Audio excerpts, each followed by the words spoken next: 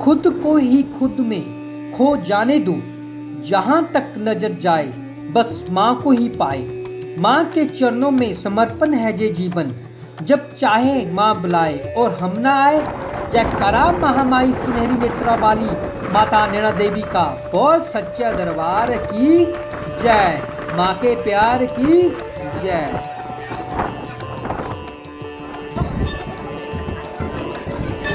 विश्व भर में हिमाचल प्रदेश की पहचान देवभूमि के नाम पर है। यहाँ देवी देवताओं का वास माना जाता है और माँ सती के 51 शक्तिपीठों में से 5 शक्तिपीठ हिमाचल प्रदेश में है, जिसमें सबसे पहले नाम माँ श्री नैना देवी जी का, चिंतापूर्णी जी, माँ ज्वाला जी, ब्रजेश्वरी माता, माँ चामुंडा देवी जी। आज मैं आपको अपने साथ माँ नैना देवी जी के दर्शन करवाऊंगा, खुद भी दर्शन करूंगा और आप सबको भी दर्शन करवाऊंगा। चैत्र मास में माँ नैना देवी जी के दर्शनों के लिए हम चल पड़े हैं। जयकारा शेरावाली माता, सच्चे दरबार की जय। जयकारा शेरावाली माता, सच्चे दरबार की जय।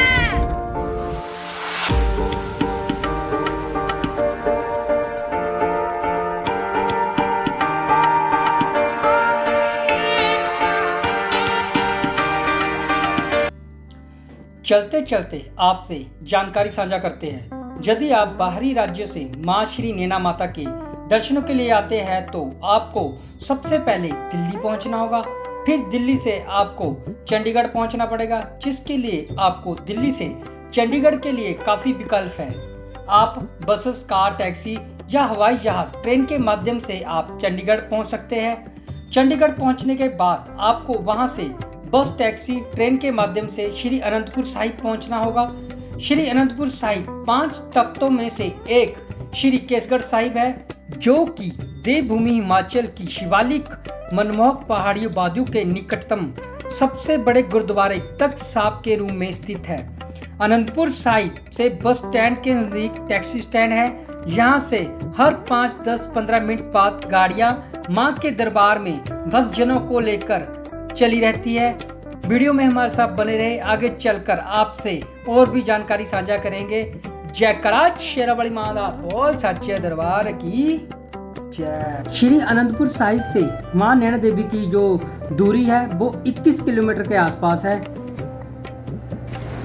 कोलावाला टोबा, जिसे कोलान वाला टोबा भी कहा जाता है, हिमाचल प्रदेश के बिलासपुर जिले में श्री नैना देवी जी के पास स्थित एक प्राचीन और पवित्र सरोवर है। कमल के फूलों से घिरा यह ऐतिहासिक तालाब नैना देवी मंदिर की एक यात्रा का एक प्रमुख धार्मिक और दर्शनीय स्थल है। पुरानी कथाओं के अनुसार मान्यता है कि इस पवित्र सरोवर का संबंध महाभारत काल और पांडवों से जुड़ा हुआ है। किंवदंतियों के अनुसार अज्ञातवास के दौरान पांडव इस क्षेत्र से गुजरे थे और माता के दर्शनों के लिए यहाँ रुके थे। इस ऐतिहासिक तालाब का धार्मिक दृष्टिकोण से बहुत महत्व है। श्रावण मास में कोलावाला टोबा में स्नान करना अत्यंत पवित्र माना जाता है। भक्तों का विश्वास है कि इस सरोवर में डुबकी लगाने से भी सभी मनोकामना पूर्ण होती है। कोलावाला टोबा से माता श्री नैना देवी के लिए पैदल रास्ता जाता है। कहा जाता है कि पांडव स्नान करने के बाद इसी रास्ते से माँ के दर्शनों के लिए गए थे और चैत्र मास नवरात्रों के दौरान माँ के भक्त भी इसी रास्ते से जाकर माँ के दर्शन करते हैं। देखिए, कुछ ही पलों में हम माता श्री नैना देवी जी के दरबार में पहुँच जाएंगे और माँ के आशीर्वाद से पहले मौसम बहुत ही गर्म था, अब हल्की बूंदाबांदी शुरू हो चुकी है, बारिश लग चुकी है। और वो कहते हैं ना, माँ को ज्योति से नूर मिलता है, माँ को ज्योति से नूर मिलता है, दिल ए गम को सुरूर मिलता है। जो भी गया माँ की शरण में उसको कुछ ना कुछ जरूर मिलता है। देखिए कितने भक्तजन माँ के आशीर्वाद से बारिश में ही पैदल चल रहे हैं और बारिश का आनंद उठा रहे हैं। माँ के जयकारों के साथ सभी भक्तजन आगे बढ़ते हुए, कुछ बाइक्स वाले, कुछ कार्स वाले। देखिए आखिरकार हम पहुँच ही गए माँ नैना देवी के दरबार में। तो अभी हम जा रहे हैं एंट्री गेट क्रॉस करके।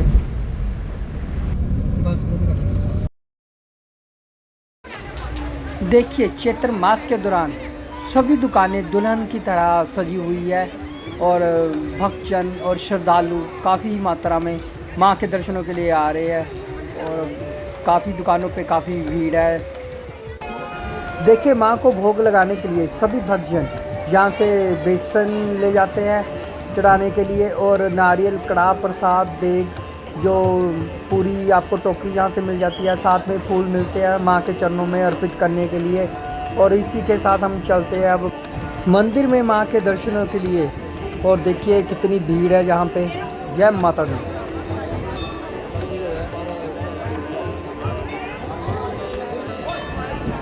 चैत्र मास के दौरान माँ श्री नैना देवी के मंदिर में श्रद्धालु काफ़ी दूर दूर से भारी भरकम में आए हुए हैं माँ के दर्शनों के लिए। देखिए, और ऊपर से मौसम भी काफ़ी ख़राब हो चुका है, जैसे धुंध वगैरह पड़ने लगी है, हवा तेज़ चलने लगी है, तो बारिश का मौसम बन रहा है। और श्रद्धालु जयकारों के साथ आगे बढ़ते हुए माँ के जयकारों के साथ ही आगे बढ़ रहे हैं सभी भक्तजन।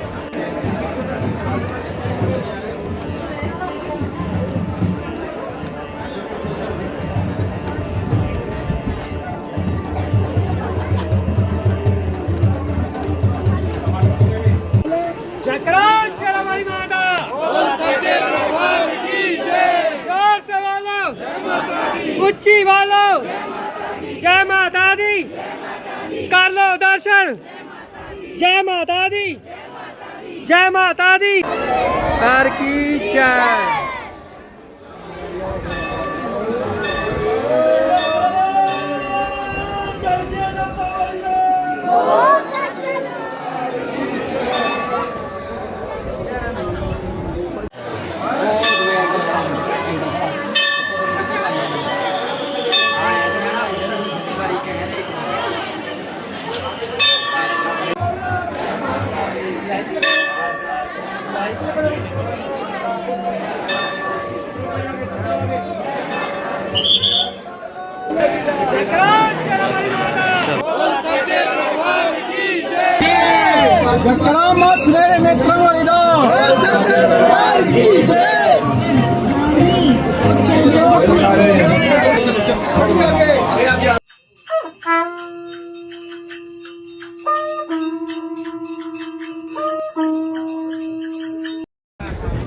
माँ के दिव्य दर्शन करके दिल को जो सुकून मिला, शांति मिली, आनंद मिला, इसी के साथ हम अब माता नैना देवी की बैक साइड की परिक्रमा कर रहे हैं।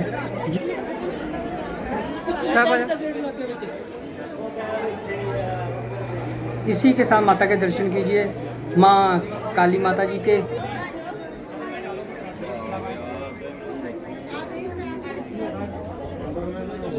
माता श्री नैना देवी जी की एक प्रचलित कहानी है, जट ज्योना मोड़।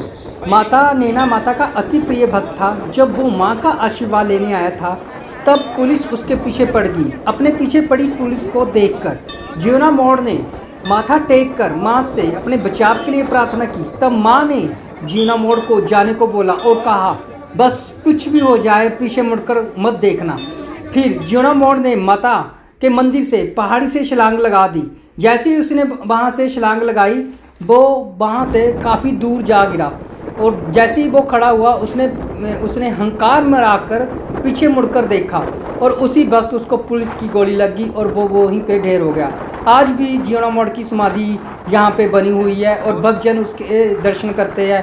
पर आज मौसम ख़राब होने के वजह से माता नैना देवी के दरबार से ज्योना मोड़ के दर्शन नहीं हो पा रहे हैं।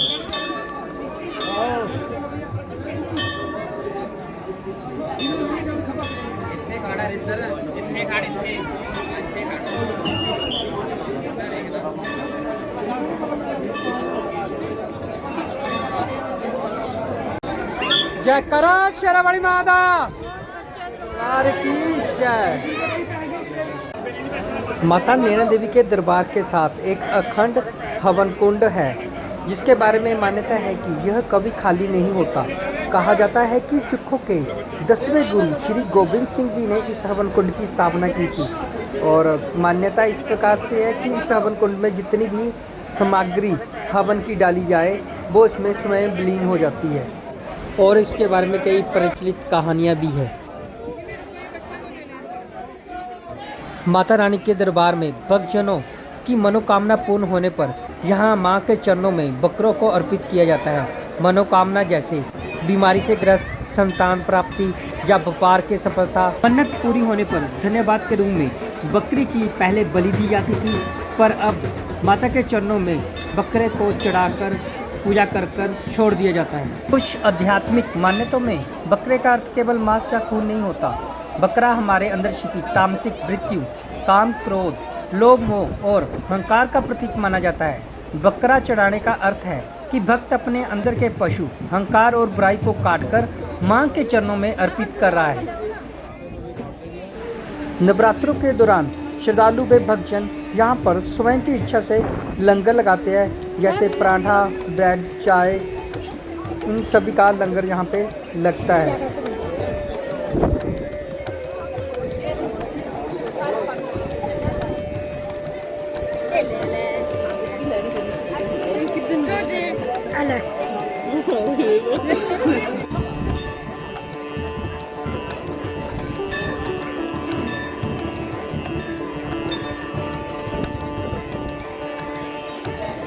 पौराणिक कथा के अनुसार जब एक बार भगवान शिव की धर्मपत्नी सती के पिता ने एक महायज्ञ का आयोजन किया, जिसमें उन्होंने सभी देवी देवताओं एवं भगवान विष्णु ब्रह्मा जी को बुलाया, पर देवों के देव महादेव शिव को आमंत्रित नहीं किया।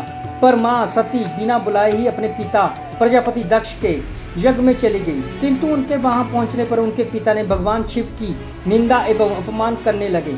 इससे व्यथित होकर, रुष्ट होकर मां सती ने उसी हवन कुंड में अपने प्राणों की आहुति दे दी।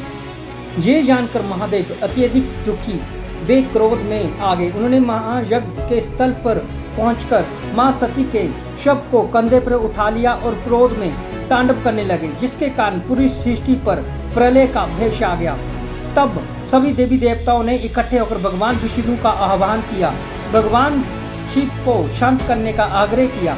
तब श्री विष्णु ने अपने सुदर्शन से देवी सती के अपने सुदर्शन द्वारा टुकड़े कर दिए।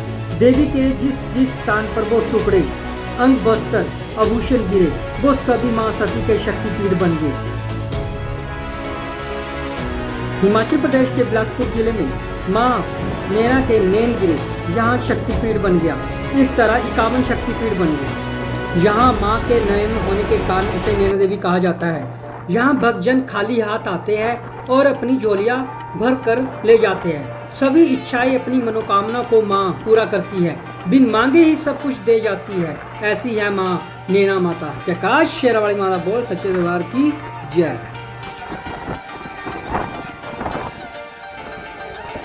मां नैना माता के मंदिर के साथ मां अन्नपूर्णा का सदा व्रत लंगर है। यहाँ श्रद्धालु मां का आशीर्वाद लेकर मां के भंडारे का आनंद उठाते हैं। और साथ में देखिए मंदिर के बाहर समय सारणी लगी हुई है। चलिए अब चलते हैं, मां के प्रसाद को लंगर के रूप में ग्रहण करते हैं।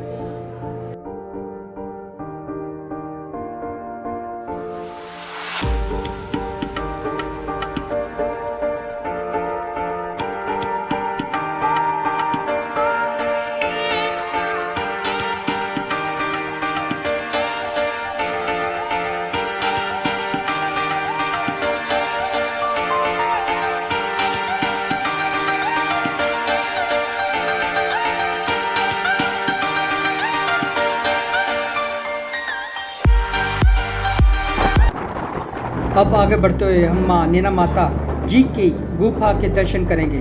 बाहर तो मौसम बहुत खराब था, पर गुफा के अंदर भीतर बिल्कुल शांत। ऐसा अपने भीतर अंदर चले हुए तूफान मां के आशीर्वाद दर्शन से ही खत्म होगा। वो कहते हैं ना, जहाँ माँ होती है वहाँ पर वीर बजरंगी जरूर होते हैं। तो वीर बजरंगी के दर्शन करने के बाद हम चल पड़े माँ के दर्शनों के लिए। वो देखिए वहाँ पर बैठी है मेरी माँ।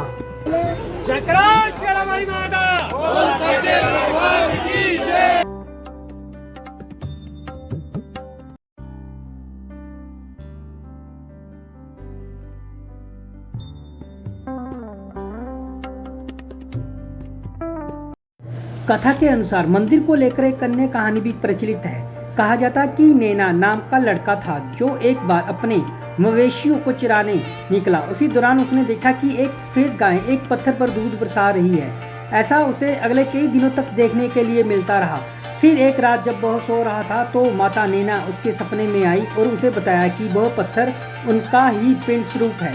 इसके बाद नैना नाम के उस लड़के ने अपने सपने के बारे में राजा बीरचंद को बताया। तब राजा ने उस स्थान पर श्री नैना देवी नामक के मंदिर का निर्माण करवा दिया।